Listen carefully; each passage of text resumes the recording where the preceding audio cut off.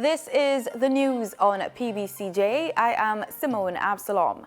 Jamaica should have fewer power outages in the future as the island's major provider of electricity says it has forked out more than $100 million to improve its supply systems. In a statement on Monday, the Jamaica Public Service announced that its investment of $116 million in the grid for 2018 will see it closing the year with significantly advanced projects and improved reliability.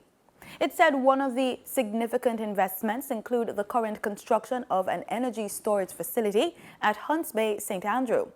This will help to improve reliability through the creation of a flexible grid that can accommodate more renewables.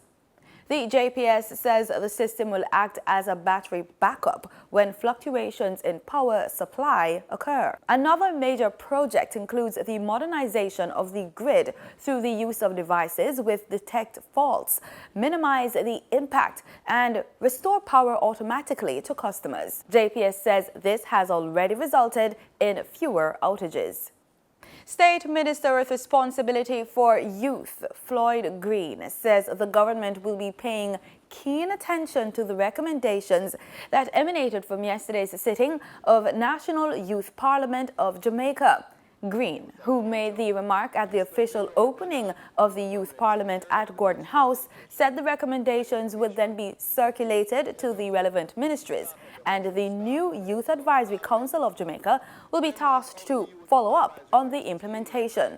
Term limits, electronic voting, skills training, and health were some of the issues touched by our youth leaders inside Gordon House yesterday. Here are some highlights from yesterday's sitting. Mr. Speaker, we therefore submit to the government that there be a term limit of 2 terms or 10 years consecutively in our Jamaican context for the Prime Minister of Jamaica and a mandatory retirement age for members of Parliament and senators at the age of 75 years old.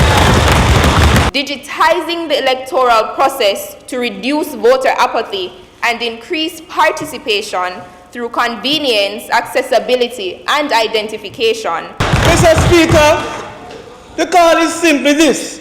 We ask our policymakers to seriously consider merging both general and local government elections to alleviate the burden on the hard-working taxpayers of our beloved country.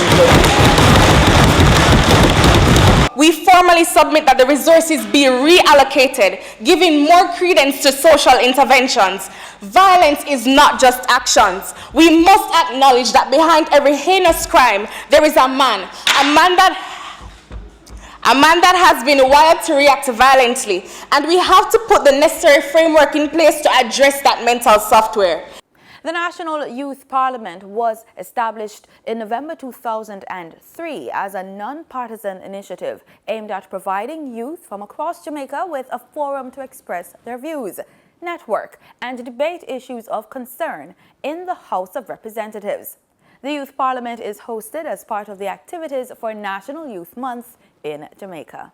As restorative work continues at the Cornwall Regional Hospital in St. James, Health Minister Dr. Christopher Tufton says that work will begin this week to address the issue of moisture in the Type A facility's roof, which led to the mold that contributed to the hospital's air quality issues.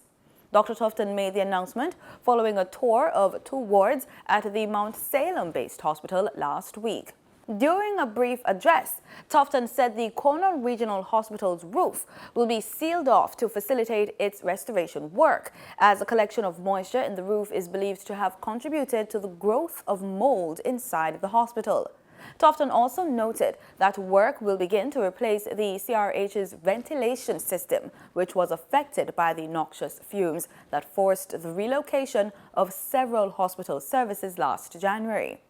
In August, an independent oversight body appointed by Dr. Tufton estimated that the hospital should be fully operational by August 2019. Motorists who have been waiting nearly 3 years for compensation after purchasing contaminated fuel at service stations across the island are again in the spotlight. Prime Minister Andrew Holness has reportedly told the Jamaica Gasoline Retailers Association that he will again look into the issue.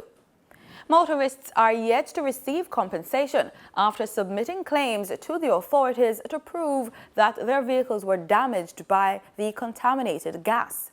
The JGRA has long argued that although the report by the Petroleum Trade Reform Committee was inconclusive, it believes that those affected should nevertheless be compensated. The JGRA president, Gregory Chung, says the association recently met with the Prime Minister, who currently has responsibility for the energy portfolio. And, according to Mr. Chung, Mr. Holness committed to reopening it and putting a closure to it. He noted, however, that the manner of payment was not discussed. In regional news, Canada's City News Network is reporting that Fly Jamaica Airways could be faced with legal troubles following Friday's crash landing of one of its planes at the Chedijakan Airport in Guyana, with some of the passengers contemplating suing the airline in a class action lawsuit. They recounted the harrowing experience while the Fly Jamaica flight was on its way to Toronto before having to return to the Guyanese airport for an emergency landing. Fly Jamaica, in the meantime, has said that it's too early to comment on the cause of Friday's accident.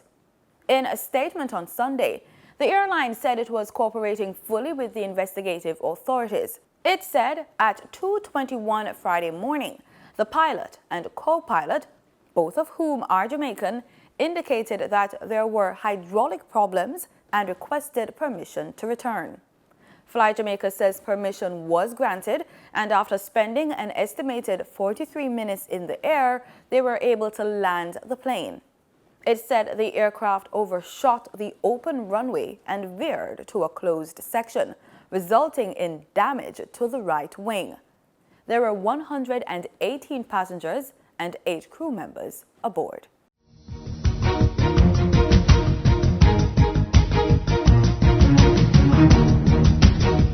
In sports, Jamaica's champion swimmer Alia Atkinson continues to fine-tune for next month's FINA World Short Course Swim Championships in China, as she produced top performances in the final day of the World Cup stop in Tokyo, Japan over the weekend. Atkinson maintained her scintillating form with another victory in the 50-meter breaststroke on Sunday when she stopped the clock in a blistering 28.95, just off her world record effort of 28.56 set in October. While she did not lower her record, the Jamaican darling of the pool registered what was her second fastest time of the season, finishing ahead of Efimova, who touched in at 29.56, and Australian Emily Seebohm in 29.99. And that's the news. Thanks so much for making it PBCJ. Remember, we are the People's Station.